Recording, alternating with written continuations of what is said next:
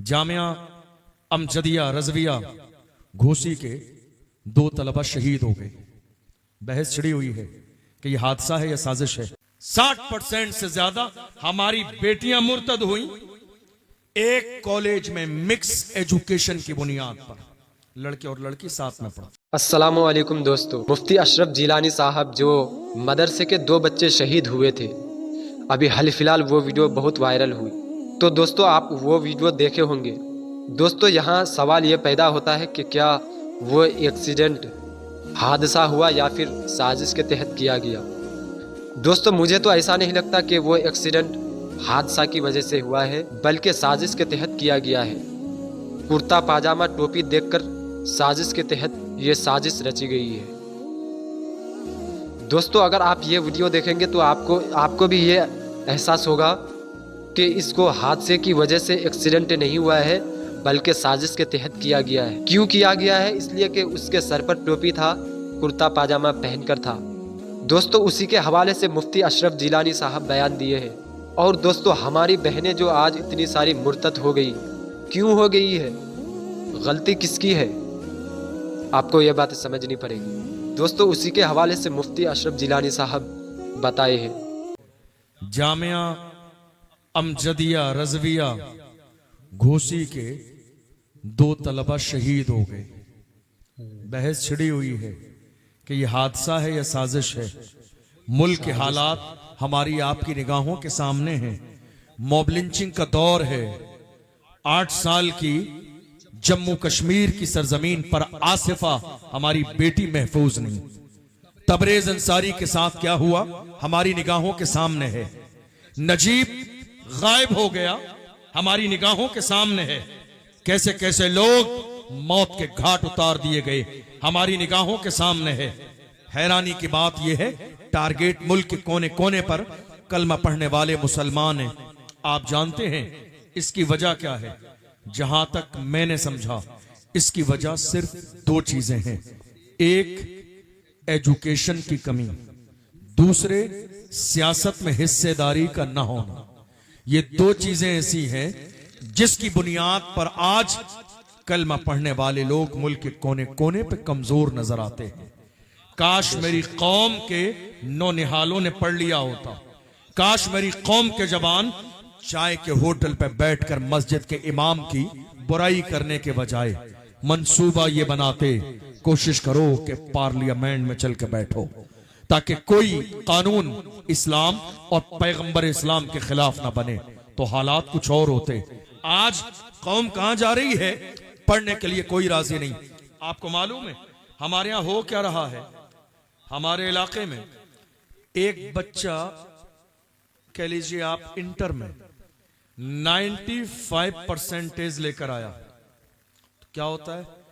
हमारी कौम के कुछ फोटोबाज लोग 100 रुपए का हार लेकर, 2-4 मीडिया वाले लेकर उसके घर पे पहुंचते हैं हौसला अफजाई के लिए।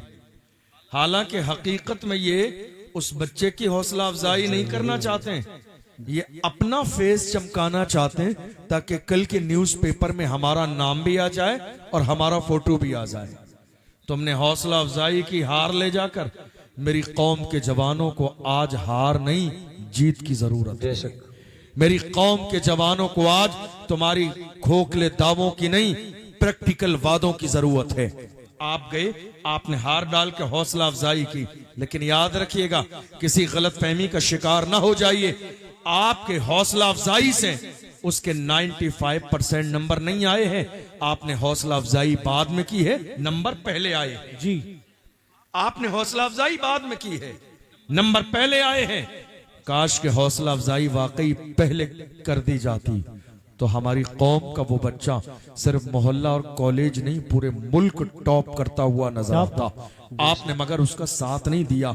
आज अगर आप कौम के लिए कोई बहुत बड़ा काम करना चाहते हैं, राशिद रजा मरकजी साहब तो जो मिशन लेके चल रहे हैं वो चल ही रहे हैं, हमें और आपको उसका साथ देना ही है, दस्तो बाजू बनना ही है। लेकिन आपके इलाके में जो स्कूल और कॉलेज चल रहा है, जो बच्चे पढ़ रहे हैं, अगर आप वाकई कुछ करना चाहते हैं कौम के लिए तो कीजिए ये कि आप जब सालाना रिजल्ट आए रिजल्ट मंगाइए, बैठिए, सर्वे कराइए, बच्चों की लिस्टिंग कराइए, देखिए कौन से बच्चे हैं, कितने हैं और कितनी परसेंटेज आई है। उसकी वजह यह है हमने 95% वाले बच्चे को देखा, रक्षा चलाने वाले का बेटा निकला। 96 वाले को देखा, ऑटो चलाने वाले का बेटा है। 97 वाले को देखा, चाय के होटल पे उसका बाप काम करता है। 98 वाले को देखा, उसका बाप खेत में मजदूरी करता है। मतलब ये हुआ कि बेटे के अंदर पढ़ने की क्वालिटी है, समझदारी है, जोश है, जुनून है, कुछ करना चाहता है, मगर अफसोस कि उसको देने के लिए फीस नहीं है, कॉलेज का इंतजाम नहीं है। इसीलिए मेरी कौम के कितने जवान ऐसे हैं जो हाई स्कूल इंटर करने के बाद वालिदैन की गुर्बत की बुनियाद पर अपने घरों में बैठे रह जाते हैं। अगर वाकई कौम के लिए कुछ करना चाहते हैं तो आपकी जिम्मेदारी यह है, जब सालाना रिजल्ट आ जाए पूरी कौम को बिठाइए और रिजल्ट मंगाइए, और जो बच्चे वाकई इस काबिल हैं उन बच्चों का टारगेट कीजिए और उनसे पूछिए तुम्हें हार की नहीं, ये बताओ मुल्क के कौन सी यूनिवर्सिटी में तुम एडमिशन लेना चाहते हो। अलीगढ़ जाना चाहते हो, एडमिशन कराना भी हमारा काम है, साल भर की फीस देना भी हमारी जिम्मेदारी है। तुम कहां जाना चाहते हो, जेएनयू जाना चाहते हो, जामिया मिल्लिया जाना चाहते हो, या मुल्क हिंदुस्तान की किसी यूनिवर्सिटी से बाहर पढ़ने जाना चाहते हो।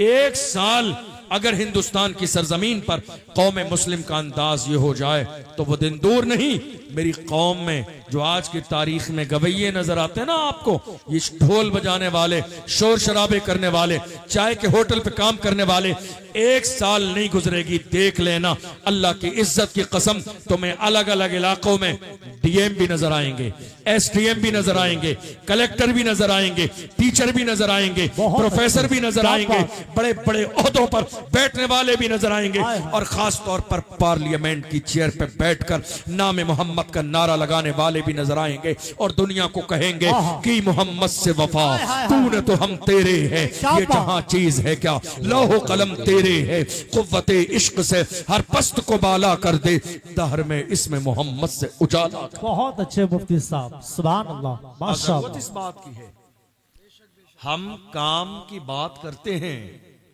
लेकिन प्रैक्टिकल जो हमें काम करना चाहिए वो हम काम करना नहीं चाहते।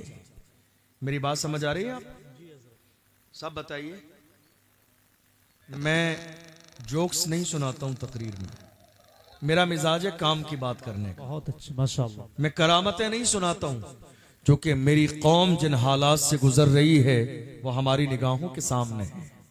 हर दिन कोई दिन हिंदुस्तान में ऐसा नहीं जाता है जो बेटियों की इज्जत तार तार न की जाती हो। न्यूज़पेपर पढ़ते हैं तो जानते हैं। आपको मालूम है 4-5 साल के जमाने में हिंदुस्तान की सरजमीन पर कई लाख हमारी बेटियां मुर्तद हो चुकी हैं, हमारी कई लाख बेटियां इस्लाम छोड़ चुकी हैं, या कहिए हमारी कई लाख बेटियों को इस्लाम से बागी किया जा चुका है, अल्लाह। सिर्फ इस बुनियाद पर कि हमारे पास वजाहतें तो हैं, बदल नहीं है कोई। हम वजाहत दे रहे, ऐसा नहीं हुआ, कौम साथ नहीं दे रही है, फला काम नहीं हुआ, फला लोगों ने साथ नहीं दिया। नहीं मेरे अजीजों, बहाना ना बनाइए, खड़े हो जाइए और ऐलान कीजिए, मैं अकेला ही चला था जानिबे मंजिल, मगर लोग मिलते गए और कारवां बनता गया। दुनिया के जितने बड़े मंसूबे हैं, मंसूबा बनाने वाला बंदा तन्हा होता है मगर उसकी नीयत में खुलूस होता है, अल्लाह उसके लिए गैब के दरवाजे खोल देता है और उसकी मदद फरमाता है। बहुत अच्छे, माशाअल्लाह। बड़े से बड़े काम अल्लाह ताला फतेह करा देता है जब बंदे की नियत में खुलूस हुआ करता है। वाह वाह। हमारी कई लाख बेटियां, और आपको शायद ये अंदाजा ना हो, हमारी बेटियां जो मुर्तद हुई, इस्लाम छोड़ा जिन्होंने, 50 से 60% वो मिक्स एजुकेशन की वजह से। आप समझ रहे हैं मैं क्या कह रहा हूं? जी कॉलेज एक ही है।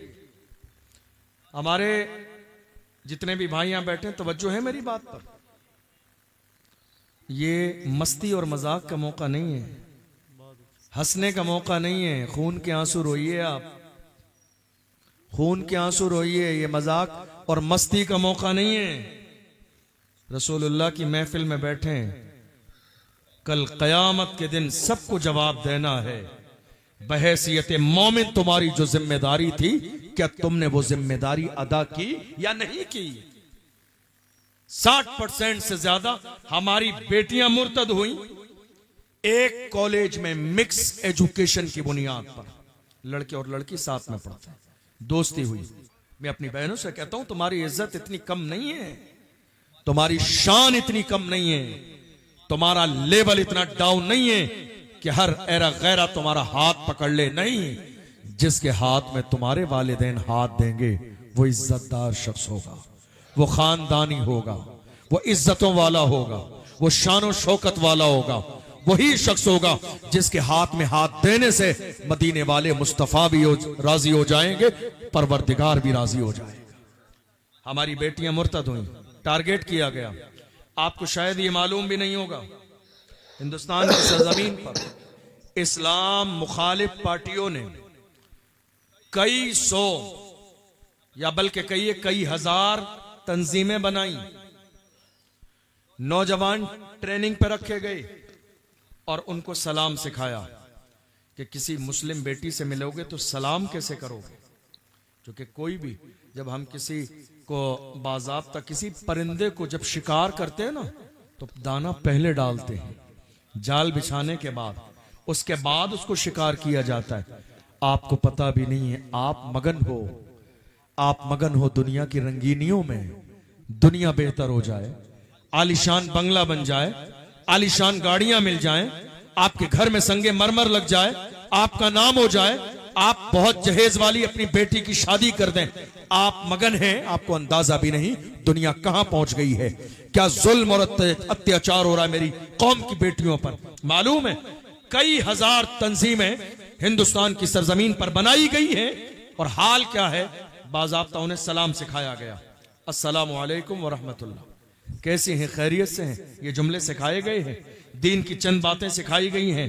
और ये हमारी भोली भाली बेटियां सलाम दुआ और खैरियत की बुनियाद पर बाज़ाब्ता अपना दिल दे बैठती हैं। बड़ी माजरत के साथ ये जुमले मिंबर पे बोलते हुए हम लोगों को अच्छा नहीं लगता है, लेकिन आज ये नहीं बोला जाएगा तो कब बोला जाएगा। बेटियों की इज्जत दांव पर लगी है, जिम्मेदारी हर बूढ़े बाप की है, 18 साल के एक गैरतमंद भाई की भी जिम्मेदारी है और एक माँ की भी जिम्मेदारी है। आपको मालूम है 50 से 60% बेटियां मुर्तद हुई और उसके अलावा क्या हुआ, जो 100% पर आंकड़े पहुंच रहे हैं ना, उसके अलावा मेरी कौम ने बेटियों को वहां तक पहुंचाया, हमने वहां तक पहुंचाया। आप सोचोगे मैंने ये क्या जुमला कहा, मैंने बहुत सोच समझ के ये जुमला कहा। हजारों बेटियों ने खुदकुशी कर ली, रक्षा चलाने वाले की बेटी जिसके दरवाजे पर रिश्ता लेकर लोग सिर्फ इसलिए नहीं गए गरीब की बेटी है क्या देगा। हजारों बेटियां बाज़ाब्ता जहर खा के इंतकाल कर चुकी है।